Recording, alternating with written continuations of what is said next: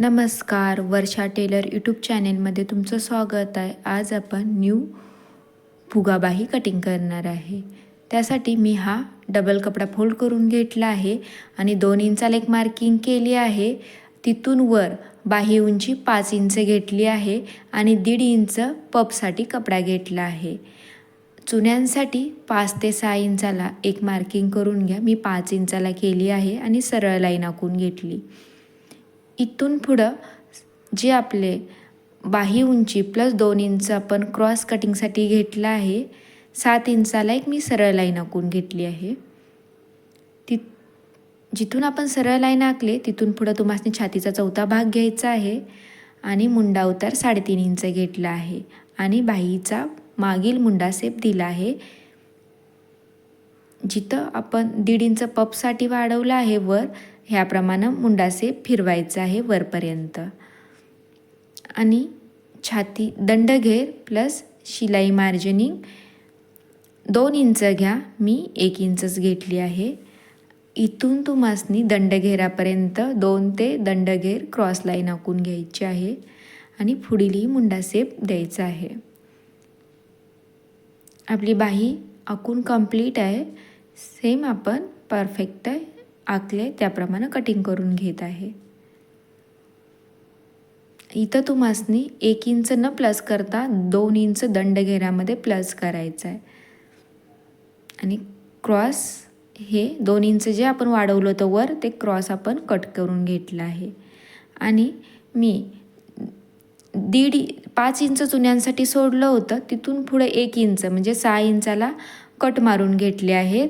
आपल्याला चुन्या ताट करण्यासाठी चुन्या दिल्यानंतर सुद्धा आपला कपडा 1 ते 1.5 इंच त्यामध्ये वाढणार आहे. चुन्या दिल्यानंतर चुन्यांच्या खाली हे काठ मोठे आहेत, हे आपण असे फोल्ड करून खाली ह्या फुगाबाईच्या खाली लावणार आहे.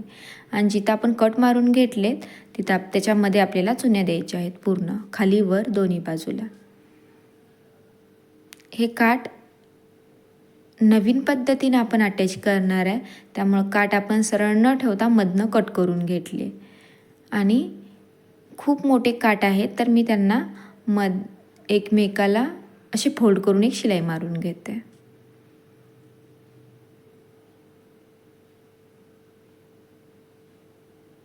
आता मार्किंग केले, कट मारले, तिथून पुढच्या कटपर्यंत आपण 1.5 इंचाच्या छोट्या चुन्या घेत आहे.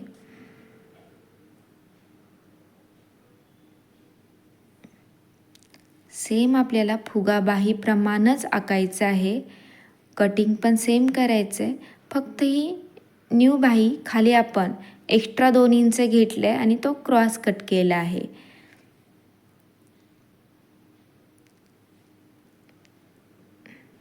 आणि हे क्रॉस कट केल्यामुळे बाहीचा शेप चेंज होतो आणि त्याला आपण काठसुद्धा क्रॉसमध्येच लावणार आहे. हे बघा, लास्ट कटपर्यंत आपली चुन्या घेऊन झाल्या आहेत.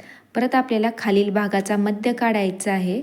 आणि आता हे काठ कसे लावायचे हे जरा व्यवस्थित बघून घ्या. ज्या साईडनं आपण काठ शिलाई मारली आहे त्याच बाजूने आपल्याला हे काठ अशा कोन करायचा आहे. राईट अँगलमध्ये असा कोन बनवून घ्यायचा आहे. हे बघा, दोन्ही काठ आपण एकमेकाला ह्याप्रमाणे अटॅच करून घेतले. काठ एकदा अटॅच झाले की ते बाहीला असे एक काठ आपण पहिला सरळ ठेवून जोडून घेणार आहे, तर दुसरा काठ आपला उभा होतो. पण आपण एक साईडचा काठ जोडला, आता सुई खाली अटकवायची आहे आणि परत हा काठ असा फिरवून घ्यायचा आहे. हे बघा, आपला काठ चुन्यांना जोडून तयार आहे आणि मी त्याला एक मध्ये कट मारून घेतला आहे. आपले किनारीचे धागे निघतात म्हणून मी इथे एक शिलाई मारून घेते, जे धागे निघणार नाहीत. एक्स्ट्रा धागे सगळे मी कट करून काढले आहेत. आणि परत पूर्ण कपडा आपण काठाकडच्या साईडला असा फिरवून एक दाब शिलाई मारून घेतोय. त्यामुळे बाहीचा लुक अजून छान दिसेल. हे बघा, आपला इथं तुम्ही एक टाका देऊ शकताय. आता आपण हे ब्लाऊजला अटॅच करायला घेऊया. ही थोडी पाव इंच जास्त आहे, तर आपण एक चुनी देणार आहे ही बाही अटॅच करताना. हे बघा, थोडा एक्स्ट्रा कपडा आहे, तर हे बघा मी इथे एक चुनी पकडली. आता आपली बाही परफेक्ट जोडली गेली आहे, की एक्स्ट्रा कपडा बाहेर निघाला नाही आहे. हे बघा, ही लावल्यानंतर इतकी सुंदर दिसते. आपली बाही अटॅच करून झाली आहे.